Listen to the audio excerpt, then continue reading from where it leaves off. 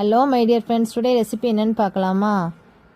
பச்சை மாங்காய் வச்சு ஒரு ஸ்வீட் ரெசிபி. என்னடா பச்சை மாங்காய் வச்சு ஸ்வீட்டா அப்படின்னு யோசிக்கிறீங்களா? வாங்க எப்படி பண்ணலான்னு பார்ப்போம்.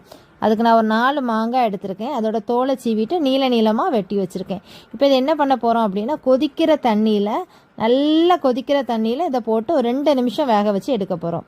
2 நிமிஷம் வேக விட்டால் போதும், ரொம்ப நேரம் விட்டுறாதீங்க. கொதிக்கிற தண்ணியில் போட்டிங்கன்னா கரெக்டாக 2 நிமிஷம். 2 நிமிஷத்தில் இதை நீங்கள் என்ன பண்ணுங்கன்னா எடுத்துருங்க. எடுத்து தண்ணி ஒன்றும் இல்லாமல் ரெண்டு மாங்காவாக எடுத்து வேற ஒரு பவுலுக்கு மாற்றுங்க.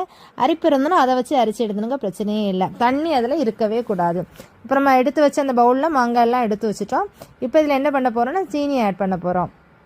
சீனி உங்களுக்கு எவ்வளோ தேவையோ அவ்வளோத்துக்கு ஆட் பண்ணிக்கோங்க. ஏன்னா இது நீங்கள் எவ்வளோ சேர்க்குறீங்களோ அவ்வளோத்துக்கு இனிப்பு நல்லா கூடுதலாக இருந்தால் நல்லா தான் இருக்கும். அதனால் அது கணக்கு இவ்வளோ தான் போடணும் அப்படின்னு கணக்கில் உங்களுக்கு எவ்வளோ வேணுமோ போட்டுக்கோங்க. போட்டுட்டு என்ன பண்ண போகிறோம் அப்படின்னா, இங்கே ஒரு அதாவது மூடியை வச்சு மூடுறது மாதிரி நல்ல ஒரு டைட்டான பாத்திரம் எடுத்துக்கோங்க. ஏன்னா நம்ம ஒரு நாள் ஃபுல்லாக அதை மூடி வைக்க போகிறோம். மூடி வச்சு மறுநாள் தான் நம்ம அதை ஓப்பன் பண்ண போகிறோம். இப்போ நல்லா குளிக்கிட்டு இப்போ நான் அதை மூடி வச்சு மூட போகிறேன். மூடி ஒரு நாள் கழித்து நம்ம ஓப்பன் பண்ணணும். இப்போ மறுநாள் ஆகிட்டு நான் அதை ஓப்பன் பண்ணிவிட்டு, நம்ம சீனி வச்சுருந்தோம் தட்டி. இப்போ அது எப்படி ஆகிட்டு பாருங்களா, தண்ணி மாதிரி ஆகிட்டு, அந்த சீனி ஃபுல்லாகவே சிறப்பாக மாறிட்டு. இப்போ இதுலேருந்து என்ன பண்ண போகிறீங்கன்னா, ஒவ்வொரு மாங்காவாக எடுத்து பிளேட்டில் ஒவ்வொரு மாங்காவாக தனித்தனியாக தண்ணி இல்லாமல் எடுத்து என்ன பண்ண போகிறீங்கன்னா பிளேட்டுக்கு மாற்றி வைக்க போகிறீங்க.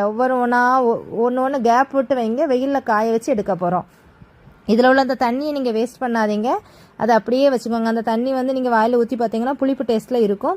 இங்கே லெமன் ஜூஸ் எல்லாம் போட்டு குடிக்கும்போது சுகருக்கு பதிலாக இதை ஆட் பண்ணி நீங்கள் குடிங்க, நல்ல டேஸ்ட்டாக இருக்கும். இப்போது காய வச்சு எடுத்துட்டோம்.